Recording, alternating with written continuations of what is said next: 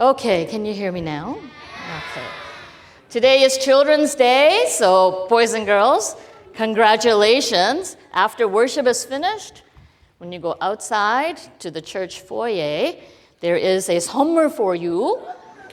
Okay, so everyone is going to get a bag with, ta-da!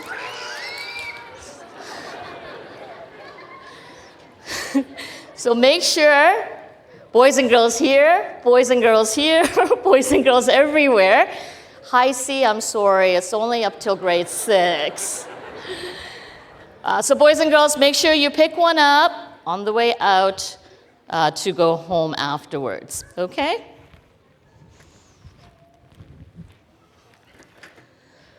제가 아이들과 학생들을 위해서요, 영어를 하고요.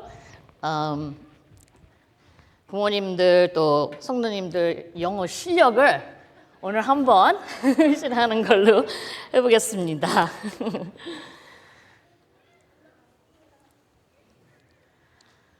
Okay. Think of your family. Okay, so think about your family right now. And when you think about your family, what is the one thing that is so good about your family? Okay? Think about that. What is the one thing that is so good about your family?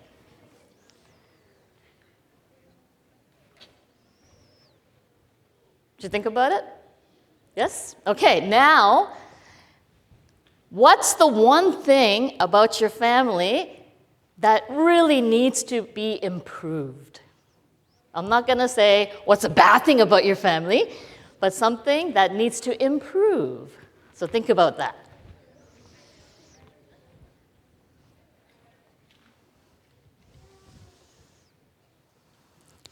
Now, families are pretty important, isn't it? Families we need. We are born into families. We have mom and we have dad, and maybe a brother or two, or even a sister. Families are where we find love, acceptance. Families are where we experience the unconditional love of God. If you look at the parable today, boys and girls, do you remember what the word parable means again? No? Do you remember parable is a story that has a spiritual meaning? That's right. If we look at the parable of the story of the prodigal son, you might have thought, oh, you know what? That family is really dysfunctional. Now, the word prodigal means this: wasteful, extravagant spending. That's why it's called the prodigal son. Now, in the story, we have a son who is so self-centered, only thinks about himself, me, that he wishes that his father was dead. Oh, yeah. Thank you for the sound effects. Yeah. He wishes his dad to be dead because he wants his share of the inheritance and go live his life in a far-off land in wasteful living. He doesn't want to have anything to do with his family. He wants his freedom. He doesn't want anyone to tell him what to do. He wants to make his own decisions. Now, you may think about some of the reasons why the younger son wants to leave the family. And those reasons can probably be some of your reasons as to sometimes you want your parents to leave you alone. Yes? Oh. And sometimes you don't want your mom and dad to say anything about anything. Right? When I was growing up, my parents would 잔소리. Do you know what 잔소리 means? What does it mean? It means nagging, right? Do this, eat this, where are you going? Who are you going to hang out? What are you going to do? What time are you going to come back, right? And we called that 잔소리. Now, at one point in our lives, we probably thought about freedom, doing what I want to do, doing what I want to sow pleasure, delight. Nobody telling me what to do. Now, in this parable, the younger son has absolutely no respect for his dad. To ask for an inheritance, yes, is to say, I wish you were dead. I don't want to have any relationship with you. He is entitled, he is impatient, he's immature actually, because he is only seeking for materialistic, momentary satisfaction. Clearly, he has a role in his family as a younger son, but he wants to do those things not on his parents' terms or anybody else's terms, but on his terms. Now, the father, on the other hand, think about this. When your son comes and says, I wish you were dead, give me all the money that you're going to give me. What do you think the father would do, or should have done? 야, 무슨 얘기하는 거야? 미쳤어? Right?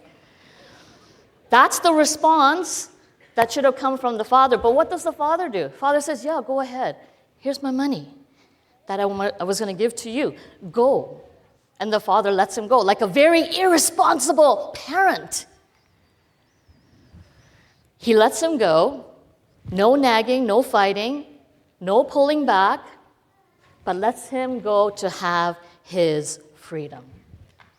And we know what happens with the story, right? He goes, squanders all his money, works on a pig farm, can't eat the food, and then he thinks, oh, wait a minute. My father's servants eat better than I do. I know what. I'm going to go home and say, Dad, I'm sorry. I can't live as your son. Let me be your servant. Right? He comes to his senses. And what happens? He's walking home. His dad has been waiting for him days and days and days. And when he sees his son, what does he do? What does he do? He runs, right? He runs like crazy, meets his son, hugs him, and says, I'm so happy that you are alive. I thought you were dead, but you are alive. And then there's a huge, huge celebration.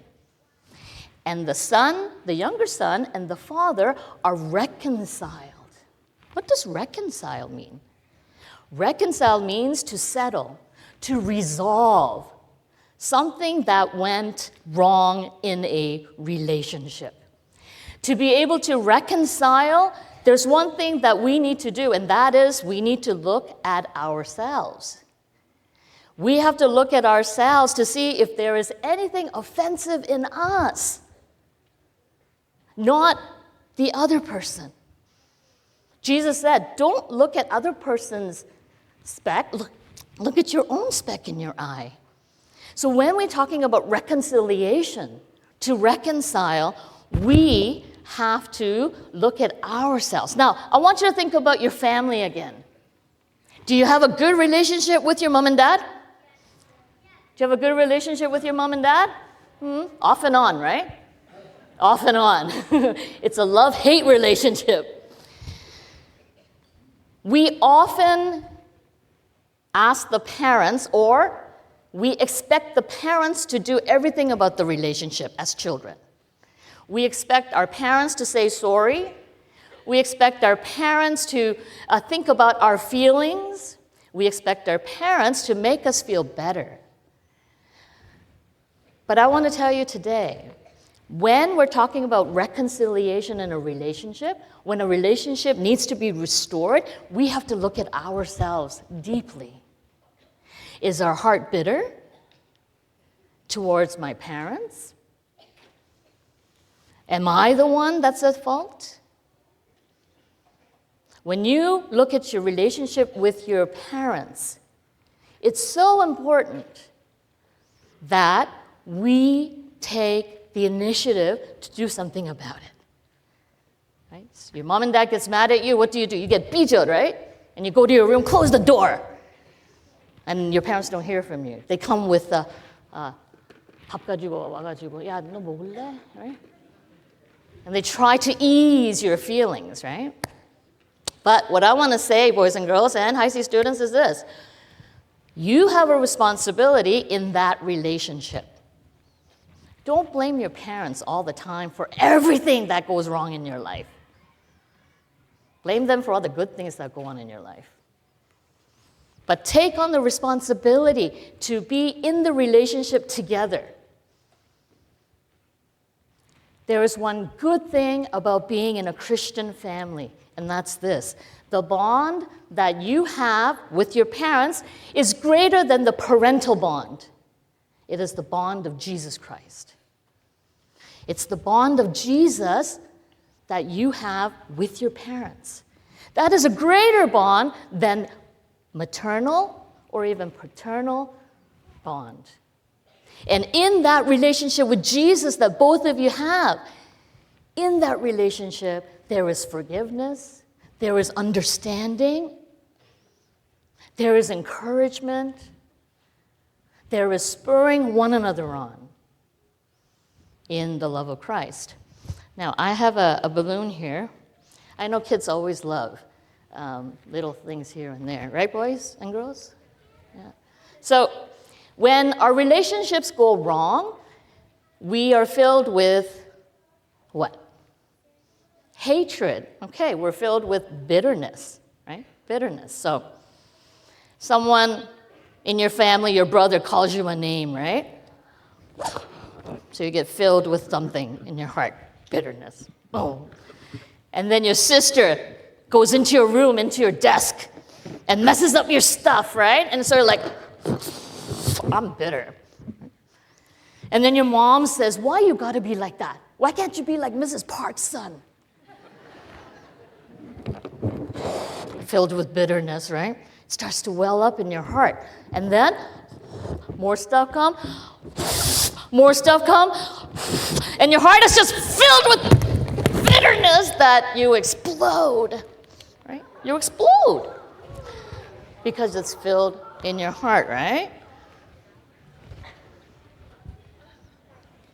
Oh, I got another one.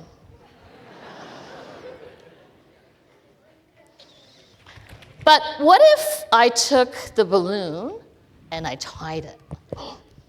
And I tied it up.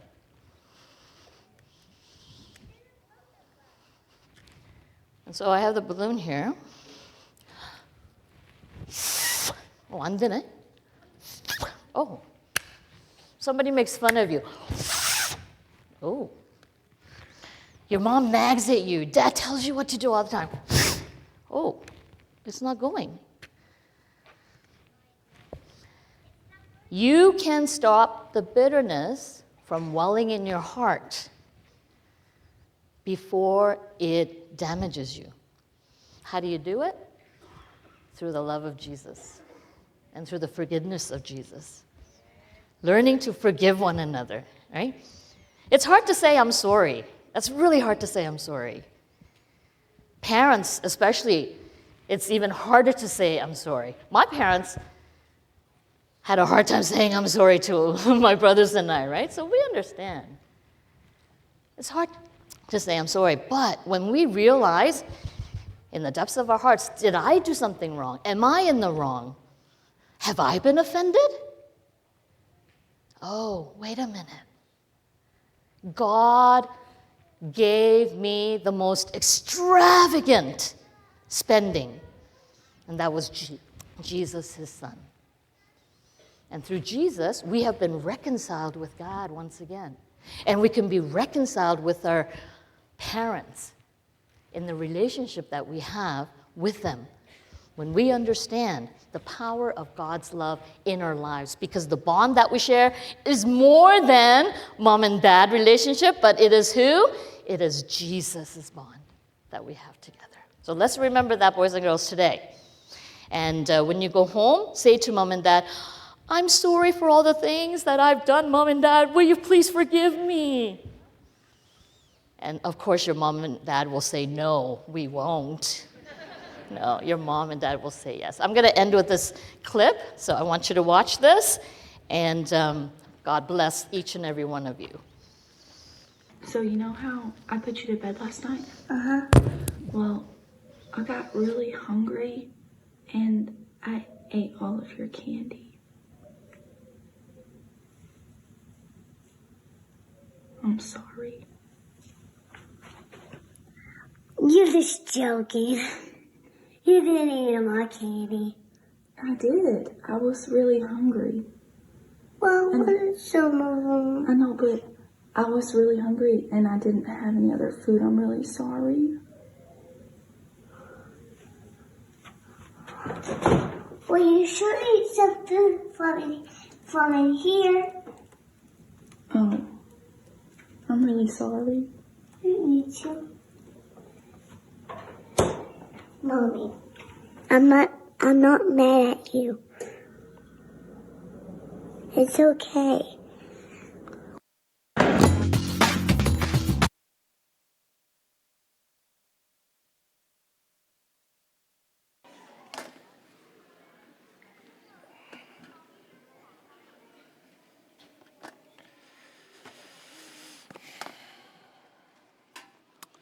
네, 감사합니다. 강 목사님 귀한 말씀 나눠주셔서 감사드립니다.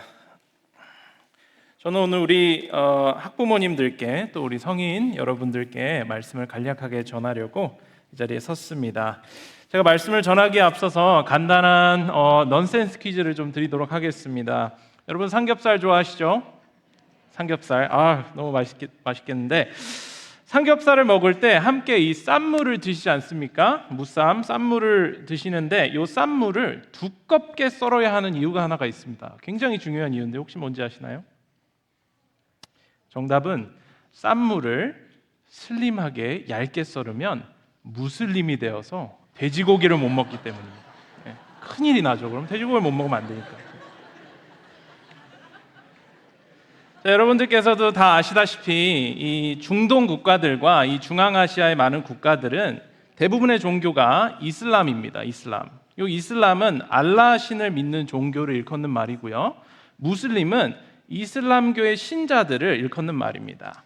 근데 우리가 이러한 이슬람 국가들을 방문을 해보면 국민들의 대부분은 무슬림이지만 정작 무늬만 무슬림인 사람들이 많다는 사실을 쉽게 알 수 있게 됩니다. 그러니까 무슬림 부모 아래서 태어나서 이슬람 국가에서 쭉 자라나다 보니까 무슬림이 그저 자신의 정체성의 일부분이 된 사람이 많다는 거예요. 그러니까 반대로 정말로 이슬람 종교를 알고 알라 신을 철저히 믿는 사람들은 그렇게 많지 않다는, 생각보다 많지 않다는 것입니다. 그러니까 쉽게 말해서 명목상으로 무슬림인 사람들이 많이 있습니다. 그런데 이러한 현상이 과연 이슬람 국가에만 해당이 되는 것일까요? 그렇지 않습니다. 기독교 국가 또는 기독교 가정에서 태어나고 부모님과 함께 어릴 때부터 교회를 다니면서 자신의 정체성만 그리스도인으로 확립을 하고 하나님과의 진정한 관계 없이 사는 사람들도 우리는 주변에서 너무 많이 보게 된다는 거예요. 그렇죠? 그러니까 기독교를 그저 자신을 정의하는 하나의 도구로만 보고 자신의 정체성의 일부로만 여긴다라는 것입니다. 자, 지금으로부터 약 6년 전에 2018년도에 열렸던 이 로잔 운동에서는 이러한 무늬만 그리스도인인 무리를 보고 이렇게 불렀습니다. 명목상의 그리스도인이다. Nominal Christian이다 라고 부르기 시작했어요. 그러니까 신앙의 성장을 위해서 규칙적인 교회 활동이나 예수 그리스도를 개인의 구세주로 믿는 어떤 그런 참된 고백이 결여되어 있는 사람들을 통틀어서 명목상의 그리스도인이다라고 정의를 하기 시작했다라는 것이죠. 자, 그럼 여기서 질문을 하나 드리겠습니다. 우리 교육부의 아이들은 참된 그리스도의 제자에 가까울까요? 아니면 명목상의 기독교인에 가까울까요? 물론 교육부의 아이들 중에 놀라울 정도로 신앙심이 깊고요, 예수님을 순수하게 정말로 사랑하는 아이들이 많이 있습니다. 그런데 우리가 이 로잔 운동에서 결정한 정의를 가지고 우리가 엄격한 잣대를 들이밀어서 따져본다면 교육부에 속해 있는 대부분의 아이들은 이 명목상의 그리스도인의 범주 안에 들어가 있는 것을 쉽게 알 수 있게 됩니다. 그러니까 교회에 매주 출석하기 때문에 기독교인이라고 부르는 것은 타당하지만 많은 경우에 아직 예수님을 인격적으로 만나지 못했고 또 개인의 고백이 없는 경우가 대부분이기 때문에 우리는 이들을 예수님의 참된 제자구나 라고 부르기가 쉽지 않다라는 거예요.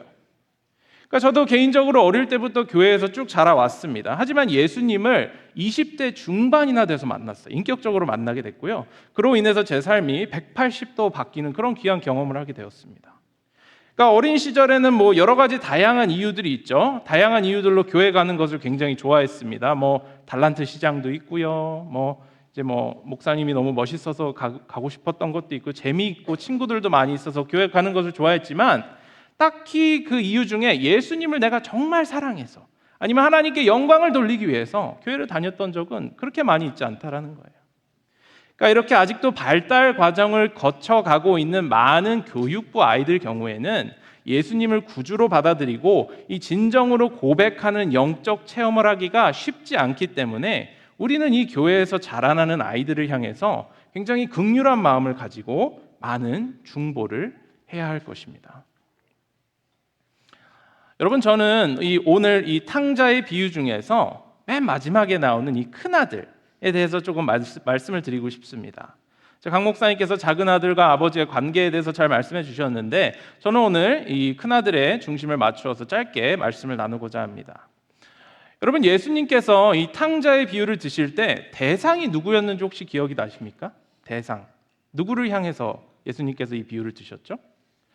우리는 흔히 군중들이나 제자들이라고 생각하기 쉽지만 우리가 15장 맨 처음으로 가서 2절과 3절 말씀을 읽어보면 예수님께서 이 누구를 향해서 이 비유를 전하셨는지 알 수 있게 됩니다. 제가 2절과 3절 말씀 읽겠습니다. 바리새인과 서기관들이 수군거려 이르되 이 사람이 죄인을 영접하고 음식을 같이 먹는다 하더라. 예수께서 그들에게 이 비유로 이르시되, 그리고 이제 계속해서 탕자의 비유가 바로 이어서 나오는 것이죠. 그러니까 여러분 보시다시피 예수님께서는 돌아온 탕자의 비유를 수군거리고 있던 바리새인과 서기관들을 향해서 하신 것이에요. 그리고 비유 마지막에 이 큰 아들의 너무나도 불만 가득한 모습을 묘사하시면서 이 비유를 맺으시는 것을 우리가 볼 수 있습니다. 자, 그러면 이 비유 속에 나오는 큰 아들은 청중들 중에 과연 누구를 가리키는 것이었을까요? 정답은 방금 우리가 읽었던 2절과 3절에 나와 있죠. 예수님을 시기했던 그때 당시의 종교 지도자들, 즉 세리와 죄인들을 무시하고 정죄했던 종교 지도자들을 가리키는 것입니다. 여러분, 오늘 이 비유에서 이 대상에 대한 파악은 너무나도 중요합니다. 왜 그렇습니까? 왜냐하면 예수님께서 누구를 향해서 이 비유를 드셨는지 우리가 먼저 알아야 이 탕자의 비유의 독특한 끝맺음을 알 수 있게 되기 때문이에요. 그러니까 이야기가 어떻게 끝나는지 살펴보기 위해서 마지막 구절인 32절을 제가 여러분께 읽어드리겠습니다. 이 내 동생은 죽었다가 살아났으며 내가 잃었다가 얻었기로 우리가 즐거워하고 기뻐하는 것이 마땅하다 하니라. 아멘. 여러분 보시면은 큰아들을 향한 아버지의 충고를 마지막으로 이 비유는 끝이 나게 됩니다. 그러니까 딱히 이렇다 할 결말이 없이, 쉽게 말해 큰아들이 어떠한 결정을 내렸는지 아무도 모르는 상황에서 갑작스럽게 이야기가 딱 끊겨버린다는 거예요. 그러니까 큰아들이 작은아들을 이게 파티하는데 같이 들어가서 같이 이렇게 즐겼다, 축하해줬다, 이런 말도 없이 그냥 열린 결말로 끝나는 것입니다. 자, 그러면 예수님께서는 왜 이 비유를, 이 이야기를 이렇게 애매하게 끝마치셨을까요? 왜 그러셨을까요? 이유는 명확합니다. 바로 바리새인과 서기관들에게 결정을 내릴 수 있는 권한을 넘겨주셨기 때문이에요. 여러분, 예수님께서는 강압적으로 이 종교 지도자들을 회심시키려고 하지 않으셨습니다. 행여나 무력으로 예수님을 따르게 만든다고 해도 그것은 진정한 회심이 아닌 것을 너무나도 잘 아셨기 때문에 억지로 무력으로 막 이렇게 바꾸려고 하지 않으셨다는 거예요. 반대로 어떻습니까? 자신을 미워하고 자신을 시기하는 그들에게까지도 이 비유를 통해서 가르침을 허락하시고 회심할 것을 촉구하고 계시는 것입니다. 그리고 열린 결말로 이 비유를 맺음으로 인해서 그들이 마음을 돌려서 회개할 수 있도록 선택권을, 결정권을 넘겨주셨다는 거예요. 여러분, 우리는 오늘 이 비유를 통해서 이러한 인격적이고 온화하신 예수님의 모습을 보고 본받아야만 할 것 같습니다. 우리가 아직 죄인 되었을 적에 우리에게 먼저 다가오시고 이 구원의 감격을 허락하신 이 하나님의 크신 은혜를 기억하면서 우리도 이 명목상 기독교인인 우리 자녀들을 위해서 참아주고요, 또 기다려주면서 또 복음을 잘 전달해야 한다라는 것이죠. 그저 억지로 매주 교회에 끌고 나와서 자리만 지키게 하는 것이 아니라 그 전에 예수님을 진정으로 따르는 것이 어떤 모습인지 부모로서 먼저 보여주고요. 또 그들을 위해서 눈물로, 보이지 않는 곳에서 눈물로 중보하고요. 또 때로는 아이가 하나님 앞에서 잘못을 저지른다면 따뜻하게 권고하면서 우리에게 허락하신 자녀들을 믿음 안에서 잘 양육을 해야 하는 것입니다. 왜냐하면 그것이야말로 바로 주님께서 우리에게 주신 책임이자 소명이기 때문이죠. 말씀을 마치겠습니다. 짧아서 너무 좋죠? 여러분, 저는 현재 교육부를 섬기고 있지만 가끔은 제가 선교개발원에 있다는 생각을 종종 합니다. 왜냐하면 태어날 때부터 진정으로 예수님을 영접한 크리스천은 존재할 수 없기 때문이에요. 태어날 때부터 진정으로 예수님을 영접한 기독교인은 존재할 수 없기 때문입니다. 여러분, 여기에 모인 우리 모두도 과거에 정말 많은 사람들의 중보와 또 하나님의 은혜에 힘입어서 예수님의 참된 제자로 거듭난 것이지 태어날 때부터 예수님의 참 제자였던 사람은 아무도 없다라는 거예요. 그렇지 않습니까? 그러니까 저는 우리 다음 세대의 교육부 아이들도 마찬가지라고 생각합니다. 그들을 향한 우리의 선교적인 마인드, 그렇죠? 우리의 중보와 또 우리의 기다림, 또 우리의 참아냄으로 인해서 그들이 영적으로 다시 태어나는 경험들을 하게 될 것이기에 여러분, 오늘 이 시간 우리 아이들을 위해서 같이 좀 마음을 모아서 중보를 해주셨으면 좋겠습니다. 그래서 바라는 것은요, 오늘 우리가 함께 살펴본 이 탕자의 비유를 다시 한번 기억하면서 예수님께서 자신의 원수들에게까지도 회복의 기회를 주신 것 같이 다음 세대에게 우리가 미리 받은 이 복음의 유산을 온전히 물려줄 수 있는 그런 저와 여러분이 되시기를 주님의 이름으로 축원합니다. 기도하겠습니다.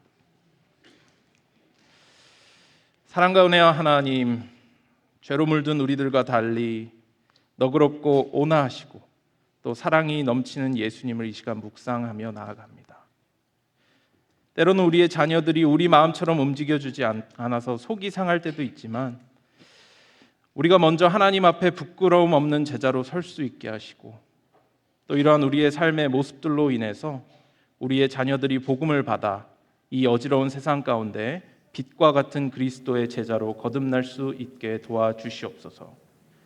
명목상의 그리스도인 같은 우리 자녀들을 늘 불꽃 같은 눈동자로 굽어 살피시고 항상 동행하시고 또 지켜주시옵소서. 감사드리며 예수님의 이름으로 기도드립니다. 아멘.